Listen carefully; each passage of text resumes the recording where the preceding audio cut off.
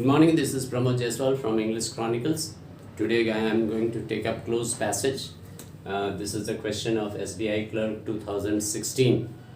And this is very easy to do. Simply you have to do a little bit of calculation about cancelling the words which are not suitable. और जैसे जैसे cancel करेंगे options मेरा कम हो जाएगा. 5 options each blank के लिए दिया हुआ है.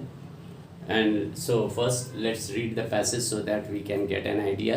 टाइम बहुत कम रहता है लेकिन थोड़ा सा पढ़ने से एक आइडिया मिल जाएगा किस चीज़ के बारे में है. तो I will give you a fast reading. The main argument put forward in seeking pay increase is the cost of living. तो हम बात कर रहे हैं सैलरी इंक्रीज के लिए. तो आर्ग्यूमेंट का बेस है cost of living. The cost of living is dash on the retail price index and so takes dash of inflation. Inflation के बारे में है price rise. In many dash salary increase could also be inflationary. Salary increase भी ज़्यादा हो सकता है as it is dash necessarily based on the ability of the employer. ये employer पर depend करता है to pay or on dash increases. This is particularly so in times of inflation, when unions claim for 25 to 30% increase in dash clearly adds fuel to the dash. Equally in less times it gives a marginal dash to the labor force. तो हम लोग क्या देख रहे हैं कि salary के बारे में है और आर्ग्यूमेंट किस चीज़ पर बेस है.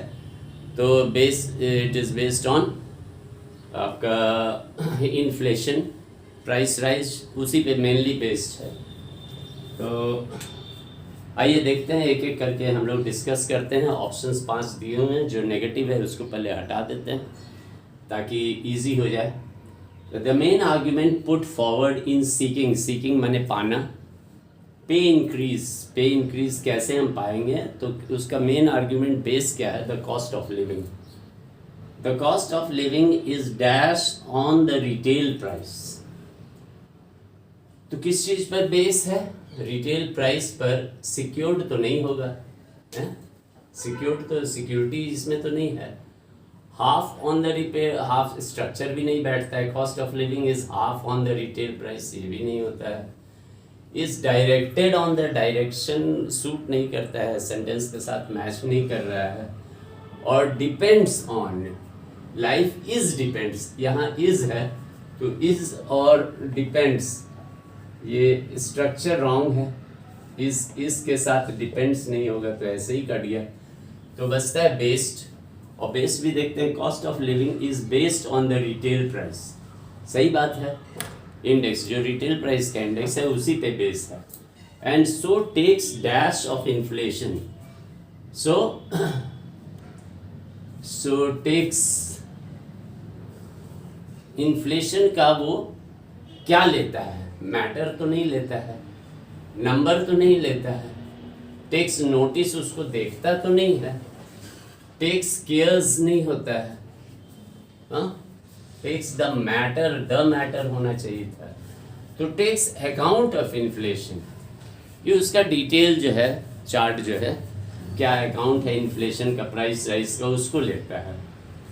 In many dash, in many क्या, salary increase could also be inflationary.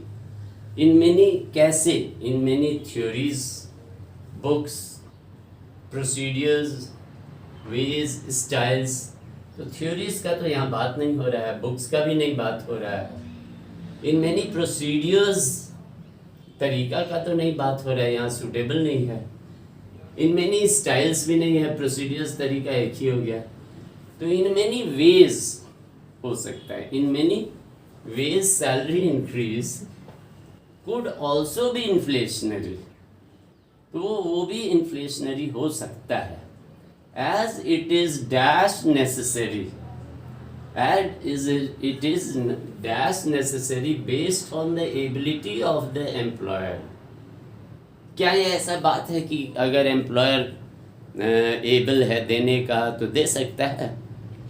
अगर करोड़पति अरबपति है आराम से 1000 सैलरी बढ़ा सकता है, 5000 सैलरी बढ़ा सकता है. तो क्या ये डिपेंड करता है उस पर. नहीं. तो इट कस्टमरली डिपेंड्स ऑन, वही नहीं होता है। इट सेल्डम माने कभी कभी डिपेंड करता है, तो वो भी नहीं है। It always depends on salary, नहीं, अलग अलग इंडिविजुअल का अलग अलग डिसीजन है। समटाइम्स भी वो भी नहीं है, वो करता ही नहीं है। तो हम क्या है कि it does not depend, as it is not necessarily based on the ability of the employer. It is not necessarily based on the ability of the employer to pay or on dash increase. On the किस चीज का increase होता है, based on the किस चीज का increase होता है, कॉस्ट का इंक्रीज होता है। It is not based on the ability of the employer to pay on dash increase. Cost increase तो नहीं है, सैलरी इंक्रीज भी नहीं है, स्टाफ इंक्रीज भी नहीं है। इन्फ्लेशन माने ही इंक्रीज होता है, तो इंक्रीज और इन्फ्लेशन का माने ही इंक्रीज होता है, तो ये तो नहीं होगा। तो प्रोडक्टिविटी इंक्रीज है, is not necessarily based on the ability of the employer to pay or on productivity increases.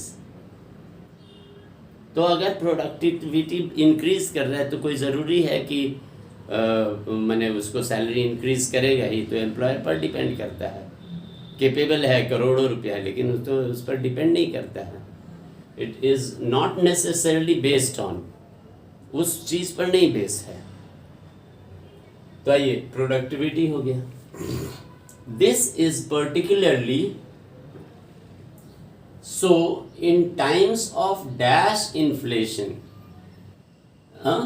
It is based on in times of high inflation नहीं होता है।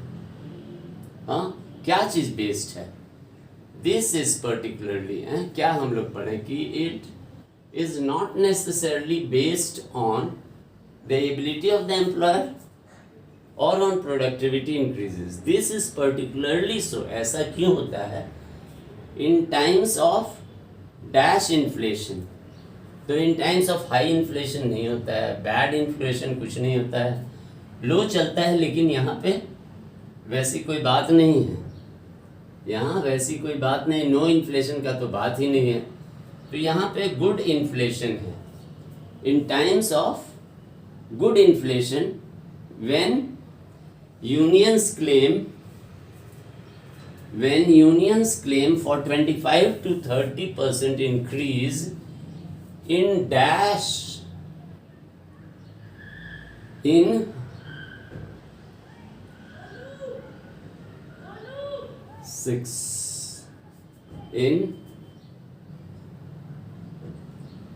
this is particularly in times of good inflation, when unions claim for 25 to 30% increase in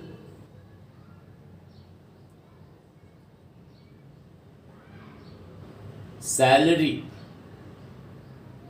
increase in salaries नहीं है, salary.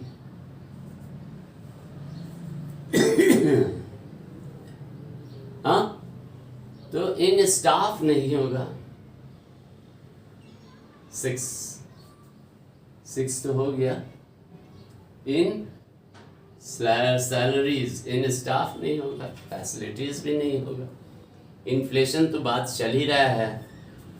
तो this is particularly so when in times of inflation तो बात हो गया, तो दोबारा इन्फ्लेशन नहीं आएगा, तो ये भी कट जाता है।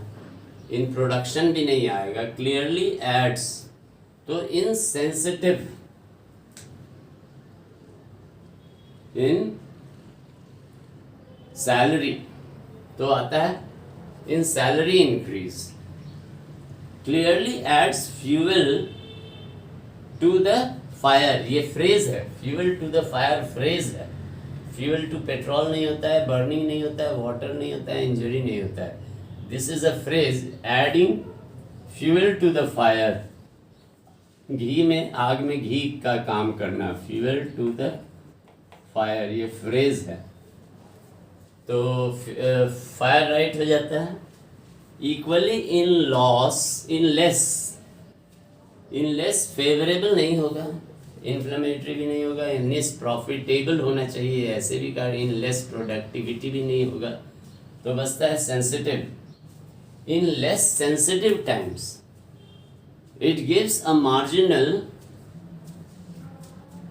डिक्रीज, तो यहाँ डिक्रीज का बात तो नहीं हो रहा है, मोटिवेशन का भी बात नहीं हो रहा है, स्टेबिलिटी माने स्टेबल, मार्जिनल स्टेबिलिटी तो यहाँ नहीं होता है, ये अप या डाउन की बात हो रही है, तो स्टेबिलिटी भी नहीं होता है। इंक्रीज के तो खैर gives a marginal increase to the labour force, को तो इंक्रीज करने की बात नहीं होती है, इंक्रीज है, लेकिन यहाँ मॉरली का बात हो रहा है, मॉरल का इंक्रीज होता है नंबर पे, इंक्रीज होता है नंबर पे, लेकिन यहाँ मॉरल बूस्ट अप है, तो boost is the correct word.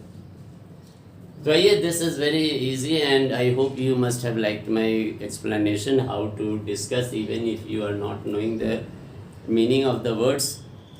You can doing in a negative way, negative words को काटते जाइए, तो ऑटोमेटिकली वी शैल, लास्ट में एक दो वर्ड बचते हैं जिसको कंपैरेटिवली हम लोग देखते हैं और उसको टिक करते हैं।